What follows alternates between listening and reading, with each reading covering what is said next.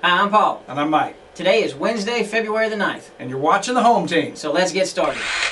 We have a little upbeat program for you today. The local home sales increased across the board. And we're going to take Okaloosa and Walton County here because that's the areas that we work in the most. Okaloosa County in home sales, single family, were up 35.88%.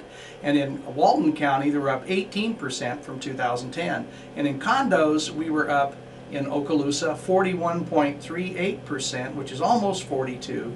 And then over in Walton County, condo sales rose 21.57%. So we're looking pretty good across the board in regards to the new home sales and condo sales in our two counties. Now, if you take those numbers and you break them down to the Destin area, we've been preaching this for for the past couple shows that, the market is kind of rebounding and it might be back on an upward swing. But for 2011 in January, the average home in Destin sold for $571,894, which was up 17.8% this year versus January last year. So our home sales are increased. They've increased 17.8% this year. Now condos, a little bit different. The average condo's price was $273,514, which was down a little bit price per condo than it was last year. So the condos are still coming down and the homes are starting to go up.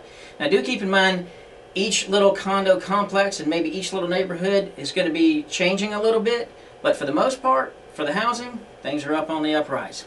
One of the things too that Paul forgot to mention there is that we sold 30 condos this year in January, and last year we sold 21. So we sold more, but they were a little less price. And that kind of helps out too. So there's still some great deals out there.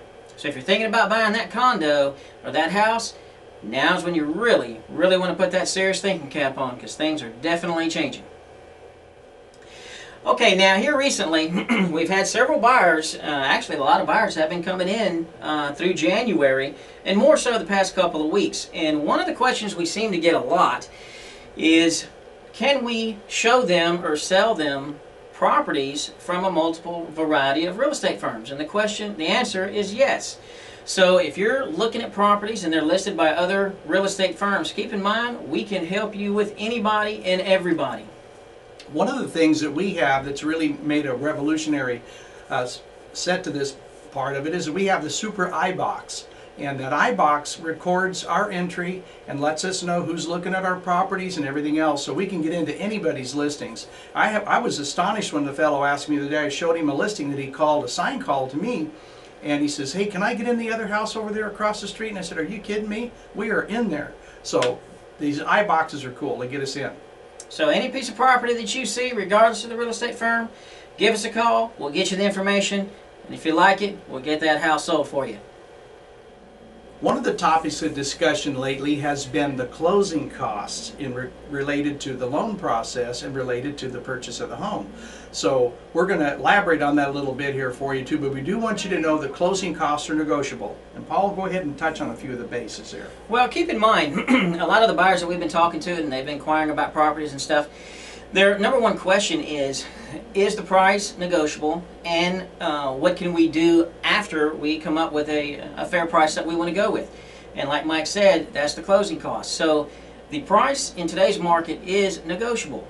Now, when you're dealing with bank-owned properties, some of those properties are a little tighter and don't have the wiggle room. Matter of fact, very few of them also are set in stone and don't have any wiggle room. But for the most part, with regular buyers, some of the short sales, etc., the selling price is negotiable. Now, the second side to that is going to be your closing cost. Those are also negotiable. So keep in mind, in today's market, we can wheel and deal with buyers and sellers and try to make a package that's going to suit your needs, but everything is on the table. Everything is open for discussion, so do not be afraid to mention that. Me and Mike go to bat for you, and we will cover the necessary basis to get you in the right direction. Very good, Paul. One thing too, though, when you're using the seller, wants to use their title company to do the closing, we'll put all the burden on them to take care of the costs and fees. All you have to take care of then is your loan-related costs. So that'll make it simple for you too. So if you have any questions, give us a call. We'll definitely put you in the right direction. We have a little subject for you here too, is a loan product, which I think is pretty cool. It's called a FHA 203K loan. And what it does, it incorporates repairs that need to be done to a home that would normally not get passed through a normal FHA loan. And then it rolls the repair cost into the final product. So it's one-stop shopping for that, and actually lets you roll one loan at one low rate. So why is this important? Well, you got to keep in mind, a lot of times when you go talk to your loan officer, when you get an FHA loan, they want that house move-in ready with a standard FHA loan.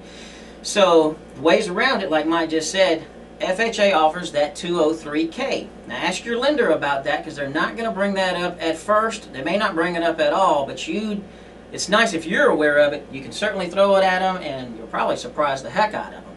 But this is how you can buy property with it not being completely done, etc., and get around that so-called move-in ready clause with this type of loan. And why the FHA loan is nice, it requires very little down. Otherwise, you'd have to go do the repairs out of pocket, do a conventional loan. You could get into one of these for 3.5% as long as you have a contractor, do a special quote on their repairs, get it to the bank, and incorporate that in a loan package. It works out very well. And one last thing on that, not every bank offers the 203. So if you're dealing with a lender and they does not know what you're talking about, or she, don't stop there. There are other banks that will do them. So might take a little bit of homework on your side. Give us a call. We can let you know what some of the banks do it. But it's certainly worth checking into.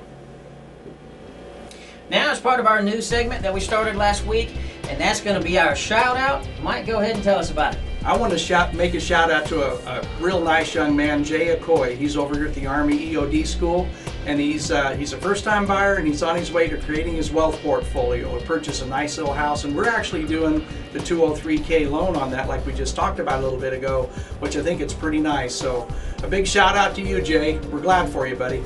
Thanks for being part of the home team, Jay.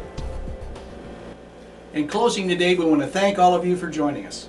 Keep in mind, if you find this information useful, know somebody who could really use it, forward it to a friend. As we've always said, we like our home team growing.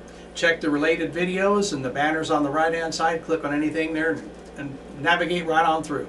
And keep in mind, if you're planning on buying or selling real estate, don't forget to call a home team.